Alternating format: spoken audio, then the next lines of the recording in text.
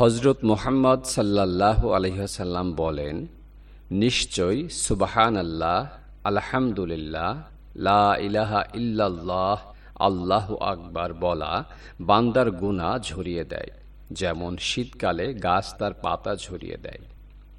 কালো জিরা মৃত্যু ছাড়া যাবতীয় রোগের ঔষধ।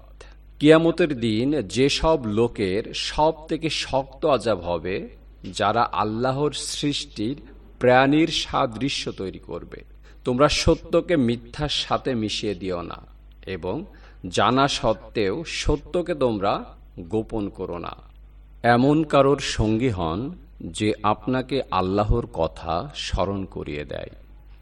যখন পৃথিবীর কেউ আপনাকে বুঝতে চেষ্টা না করে, তখন এতটুকু মনে রাখুন, আল্লাহ আপনাকে বোঝেন। যে ব্যক্তি বিপদ আপদ ও সংকটের সময় আল্লাহ তাআলার অনুগ্রহ পেতে চায়, সে যেন সুখ স্বাচ্ছন্দ্যের সময় বেশি পরিমাণে দোয়া করে। আল্লাহ তোমাদের সাহায্যকারী, আর তার সাহায্যই হচ্ছে উত্তম সাহায্য।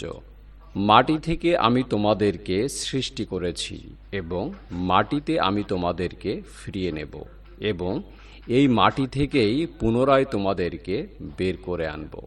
যদি ভালো হতে চাও, তবে সর্বপ্রথম তুমি মিথ্যা বলা ছেড়ে দাও। হযরত মুহাম্মদ সাল্লাল্লাহু আলাইহি ওয়াসাল্লাম বলেন, যাদেরকে আমি সবচেয়ে বেশি ঘৃণা করি এবং যারা কিয়ামতের দিন আমার থেকে সবচেয়ে দূরে অবস্থান করবে, তারা হলো সেই সব লোক যারা অনর্থক কথা বলে, এবং যারা অন্যকে ছোট করে, এবং যারা কথা বলার সময় নিজেদেরকে পাণ্ডিত্য জাহির করে।